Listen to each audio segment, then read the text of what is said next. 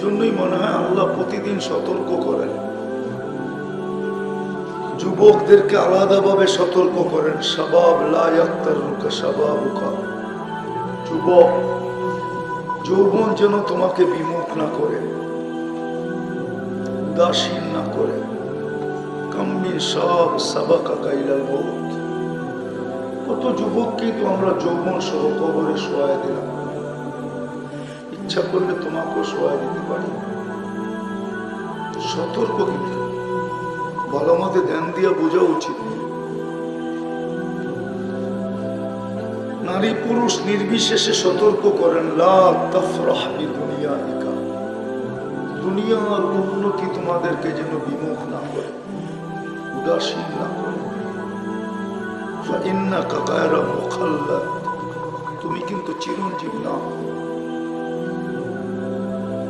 বিদায় কথা লম্বা হবে না, অল্প সময় হবে।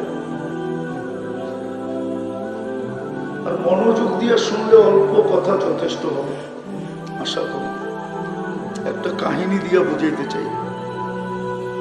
ইব্রাহিম ইবনে আদহাম রহমতুল্লাহ আলাইহি কোনো ওলি ছিলেন না, উনি রাষ্ট্রের পরিচালক ছিলেন। বলখ নামের এলাকাকে উনি পরিচালনা করতেন। রাত্রে ঘুমন্ত ছিলেন। রাজপ্রাসাদের উপরে কারো চলার আওয়াজের কারণে ঘুম ভেঙে গেছে।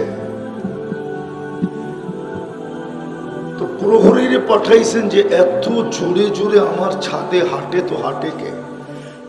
সেইখানে পৌঁছলই বা কিভাবে? তো যায় দেখে বাস্তবিক এক লোক হাঁটতেছে, তার পায়ের গোড়ালির আওয়াজ না যেন হাতুড়া মারতেছে। তো ডাইকা নিয়ে আসছে। ইব্রাহিম ইবনে আদহাম রহমতুল্লাহ জিজ্ঞাসা করছে, তুমি আমার ছাদে এই গভীর রাত্রে কি করো? বলছে, উট হারায় গেছে জাহাপনা, খুঁজতে খুঁজতে ছাদে চলে আসছি। বলছে, পাগল নাকি? উট ছাদে খুঁজতেছ? উট খুঁজবে জঙ্গলে, নাইলে মরুভূমিতে। আমার ছাদে উট আসবে কি করে? তো বলছে, জাহাপনা আমি যদি পাগল হই তাহলে আপনিও পাগল।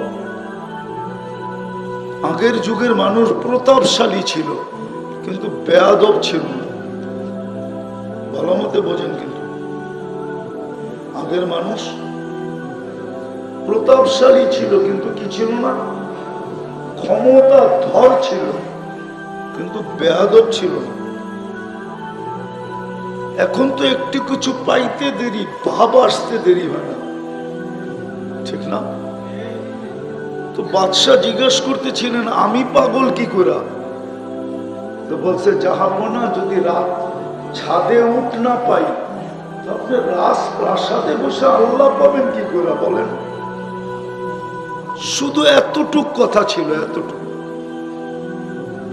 বিবেকের পর্দা খুলে গেছে, দিল ফেড়া গেছে। সকালে উঠছেন, রাজত্ব ছেড়া দিয়া চলে গেছে। আজকে ইব্রাহিম ইবনে আদহাম রহমতুল্লাহ আলাইহি আল্লাহওয়ালাদের প্রথম সারির একজন ব্যক্তি। মালিক ইবনে দিনারের কথা আছে, উনি মালিক ইবনে দিনার, টাকার পাহাড় ছিল ওনার কাছে, পাহাড়।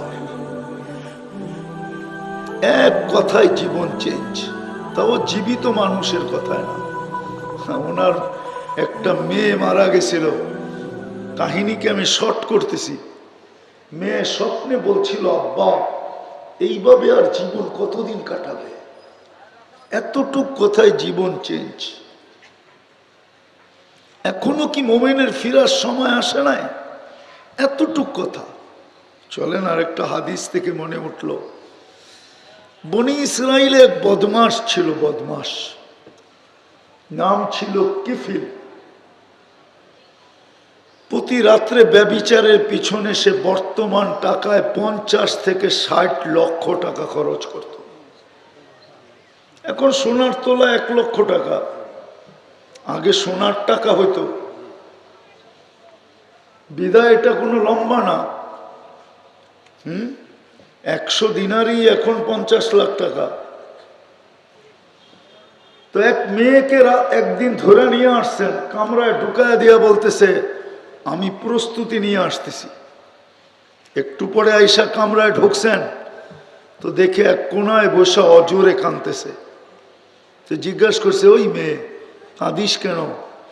তোকে তো জোর করে নিয়ে আসি নাই, তুই নিজেই তো আমার হাতে ধরা দিলি, কথাবার্তা তোর সাথে টাকা পয়সা নির্ধারিত হইল, তারপরেই তো তুই চলতে চলতে আমার সাথে আসলি, এখন কাঁদিস কেন?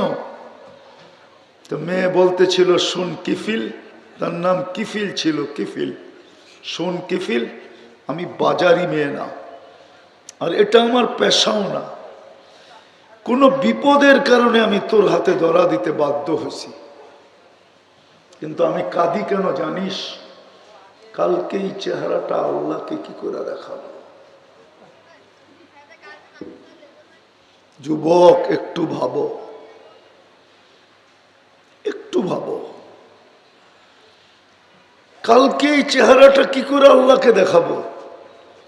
তো কিফিল একটা চিৎকার দিয়া জমিনে পড়ে গেছে, বলছে, বোন, তোর গায়ে তো আমি এখন পর্যন্ত আঙ্গুলও দিই নাই, হাত তো দূরের কথা, আঙ্গুলের ছোঁয়াও তো দিই নাই, তাতেই যদি তোর এই অবস্থা হয় তো আমি কিফিলের কালকে কি হবে?